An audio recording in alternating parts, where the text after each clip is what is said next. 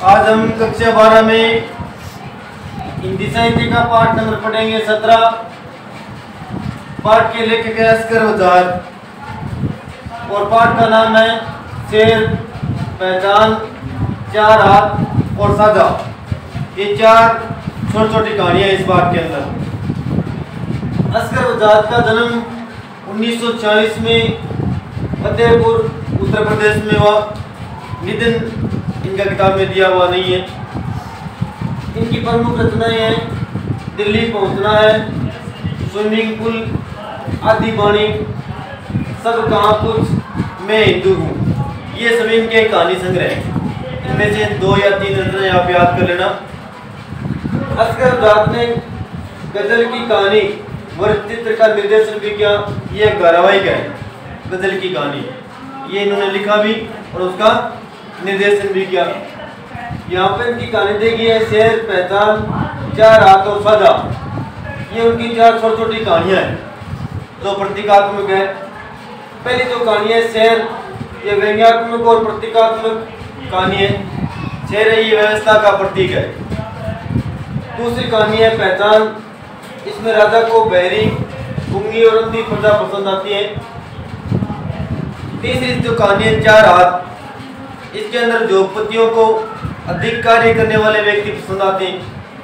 और सादा जो कहती है, सादा जो पाठ है उसके अंदर भी जोगपति उनको जो भी कार्य है समान चाहिए, वो भारतीयों से सस्ता चाहिए। अब पहला देखो शेर जो कहानी है वो इस प्रकार की है। शेर है ये वर्तमान शासन व्यवस्था का प्रतीक है। मान लीजिए प्रधानमंत्री है, मुख्यमंत्री है, मंत्री है, ये सब शेर के समान है। अब कहानी इस तरह से दी गई है कि लेखक के एक दिन बहुत बड़े बड़े सींग निकल गए। अब व्यक्ति के सींग कब निकल जाते हैं भाई?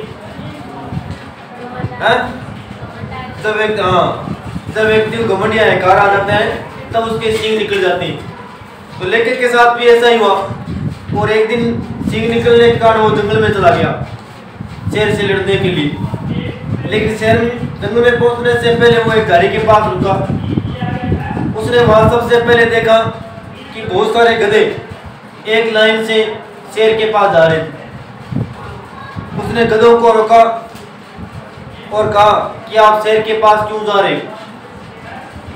तो गधों ने कहा कि वहाँ घास का एक बहुत बड़ा मैदान है और वहाँ जाकर हम क्या खाएंगे? घास खाएंगे। लेकिन ने उनको रोकना चाहा कि शेर है उसके पास कोई घास का मैदान नहीं है, वो जाते ही आपको खा जाएगा।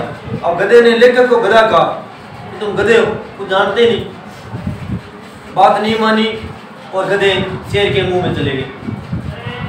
फिर उसके बाद में उसने देखा कि लोमड़ी है वो आ रही थी और शेर के पास जा रही थी। लेखक ने उसको भी रोका कि तुम शेर के मुंह में क्यों जा रही हो? तो लोमड़ी ने कहा कि वहाँ रोजगार का दफ्तर है और जो भी व्यक्ति वहाँ जाता है शेर के पास में, उसे वहाँ क्या मिल जाता है? रोजगार मिल जाता है। लेखक की बात उसने भी नहीं मानी। किसके पास चली गई? शेर के पास में। उसके बाद में उसने देखा उल्लू, उल्लू भी शेर के मुंह में जा रहा था। लेकिन ने उसको भी रोका। उसने भी कहा कि शेर के पास जाना जरूरी है क्योंकि वह मोक्ष प्राप्ति का एकमात्र साधन है। वहीं जाकर व्यक्ति को निर्वाण मिलता है, मोक्ष मिलता है। उसने भी लेखक की बात की नहीं मानी और वो भी काम चला गया शेर के पास। अब लेखक ने सोचा भी सबको कोई ना कोई चीज मिलती है शेर के पास, इसलिए मैं भी चलूँ, शायद मुझे भी कुछ मिल जाए। अब लेखक जैसे ही शेर के पास में गया तो उसका पूरा का पूरा स्टाफ वहां काम कर रहा था, आपके जैसे कर्मचारी थे। अब लेखक ने पूछा कि ये क्या प्रमाण है कि शेर के पास जाने से व्यक्ति की सभी कार्य पूर्ण हो जाते हैं? अब दफ्तर में कार्य करने वाले व्यक्ति थे, उन्होंने कहा सबसे महत्वपूर्ण है विश्वास। आप शेर पर विश्वास करो, आपको हर चीज वहां पर मिलेगी। अब लेखक जैसे शेर के सामने गया, उसने कहा मुझे विश्वास नहीं, आप कोई कोई सबूत दिखाएं। शेर ने कहा नहीं नहीं, आप विश्वास करो, हमारे पास सब कुछ है, आप जो चीज मांगेंगे वो मिलेगी। लेकिन ने फिर कहा मुझे विश्वास नहीं है। ऐसा कहते ही शेर जो पहले शांत बैठा हुआ था खड़ा हुआ और पकड़कर मुंह के अंदर जबरदस्ती उसको डाल दिया। अब कहने का भावार्थ ये है कि ये शासन व्यवस्था वर्तमान में इसी तरह है। जब तक लोग शासन व्यवस्था की बात मानते हैं तब तक तो शेर किसका प्रतीक है? अहिंसा का। और जैसे ही लोग शासन व्यवस्था का विरोध करना शुरू करते हैं तो भी देखो शेर के समान हो जाते हैं और जबरदस्ती व्यक्ति को पकड़ कर डाल देते हैं, मुंह में डाल देते हैं। पहली कहानी ये। दूसरी कहानी है पहचान। अब पहचान के अंदर देखो एक राजा था, उसने सोचा कि उसके राज्य में लोग ज्यादा से ज्यादा कार्य करें, लेकिन समस्या ये थी कि लोग कार्य तो करते हैं लेकिन आपस में बातें बहुत ज्यादा करते हैं। काम करते बात करानी, वो ज्यादा बात करने से कार्य ज्यादा होता है या कम होता है। इसलिए सबसे पहले उसने आदेश दिया कि सभी लोग एक दूसरे को देखना नहीं है, अपनी आंखें बंद करके काम करेंगे। लोगों ने उसकी बात को मान लिया और अपनी आंखों के ऊपर पट्टी मान ली, एक दूसरे को दिखाई नहीं दे रहे थे। उसके बाद में राजा ने एक आदेश निकाला कि काम करने के लिए सुनना भी कोई जरूरी नहीं है, इसलिए सभी लोग अपने कान हैं उनको भी पूरी तरह से बंद कर लें। लोगों ने उसकी बात को माना, कान भी बंद कर ली। अब धीरे धीरे फिर देखो आंख से सुनाई देता है और कान से दिखाई देता है। लोगों ने देखना बंद कर दिया, सुनना बंद कर दिया, लेकिन बोलना बंद नहीं किया। फिर राजा के मन में एक दिन विचार आया कि काम करने के लिए बोलना भी कोई जरूरी नहीं है, इसलिए सभी लोग अपने मुंह हैं वो सुई से सिलवा ले। लोगों ने वैसा ही किया, सभी ने अपने मुंह सिलवा लिए। अब काम करते रहे, कम करते रहे। 10-12 दिनों साल बाद में सब लोगों ने आंखें खोल कर देखा तो वो खुद तो एक दूसरे को देख रहे थे, लेकिन राजा उनको दिखाई नहीं और उनकी खुद की पहचान है वो गायब हो गई और राजा धीरे धीरे क्या बन गया, अमीर बन गया। ये भी शासन व्यवस्था है। देखो राजा को ऐसी प्रजा पसंद आती है जो अंधी हो, गूंगी हो, बहरी हो। दूसरी कहानी है। तीसरी कहानी है देखो 4 हाथ। इसके अंदर एक फैक्ट्री मालिक है, उसके मन में रोजाना नए नए विचार आते हैं। कभी उसके मन में विचार आता है कि वो दुनिया का सबसे अमीर आदमी बन जाए, कभी उसके मन में आता है कि वो ऐसा कार्य करे जिसको कोई भी नहीं कर पाए। इसलिए एक दिन उसने विचार किया कि उसकी फैक्ट्री में जो मजदूर है वो काम बहुत कम करते हैं और मजदूरी ज्यादा लेते हैं। इसलिए उसने सोचा कि सभी के अगर 4-4 हाथ हो जाएंगे तो काम क्या होगा, दुगना या कम होगा भी, है दुगना होगा। अब उसने देखो विदेशों से हाथ कटवा कर मंगाए और उनके 4-4 हाथ लगवाए मजदूरों के, लेकिन मजदूर कार्य इसी प्रकार से नहीं कर पाए। 4 हाथ लगने से कार्य ज्यादा तो अलग बात रही, कार्य करना ही बिल्कुल उन्होंने बंद कर दिया। फिर उसने सोचा अब क्या किया जाए, फिर बड़े बड़े डॉक्टरों को और बुलाया, फिर उसने चारों ही हाथ लकड़ के लगवा दी, लकड़ी की, ताकि रात दिन कार्य करते रहे। अब ऐसा करने से देखो मजदूर मर गए, क्योंकि उनके जैसे 2 हाथ पहले वाले काटे, मजदूर क्या हो गए, मर गए। फिर उसके मन में विचार आया कि हम ऐसा करते हैं, मजदूर दुगने रख लेते हैं और उनकी मजदूरी क्या कर देते हैं, आधी कर देते हैं। ये आइडिया उसका सही है नहीं। पहले देखो उसने इतना खर्चा लगाया डॉक्टरों पर, 4 हाथ लगवाए, कभी हाथ तुड़वाए। फिर उसने मजदूर दुगने कर लिए और उनकी मजदूरी क्या कर दी, आधी कर दी। अब पहले एक व्यक्ति को 100 रुपये देता था, बाद में उसने एक व्यक्ति कितने रुपए कर दिए, 50। तो मजदूर की सेवा कितने मिले उसको, 2।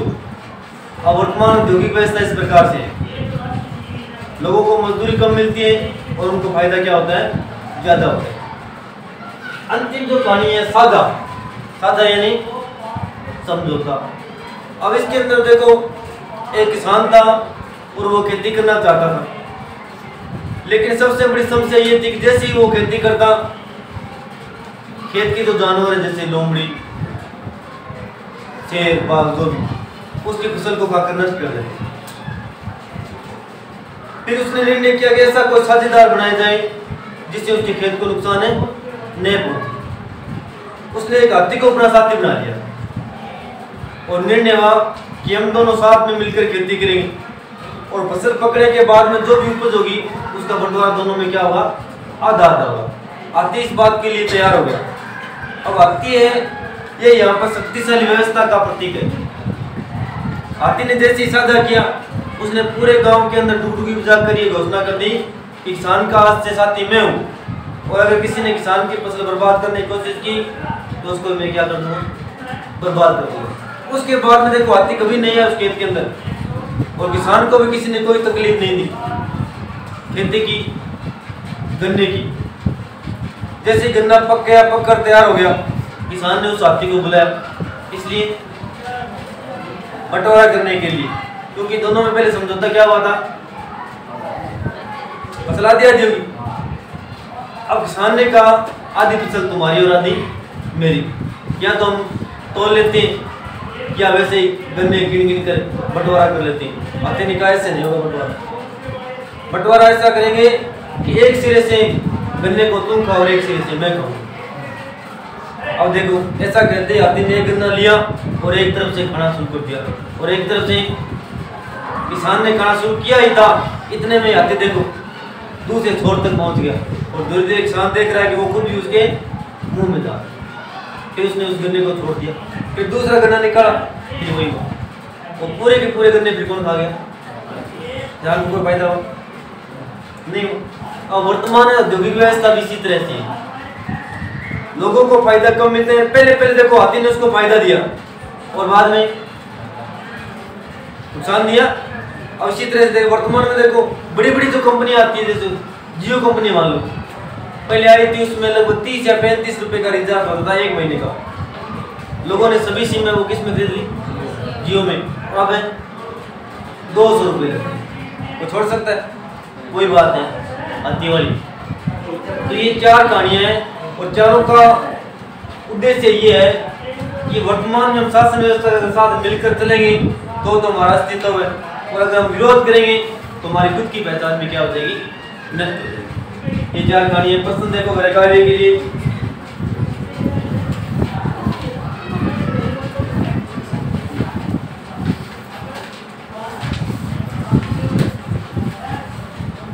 शेर जो पार्ट है उसके अंदर देखो 4 नंबर,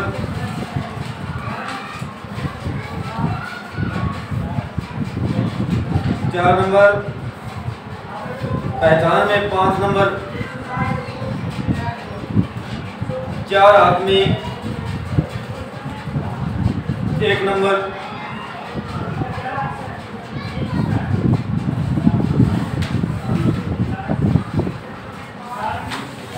साझा में 3 नंबर। ये इतने प्रश्न गृह कार्य में कर लेना, 7 पाठ याद कर लेना।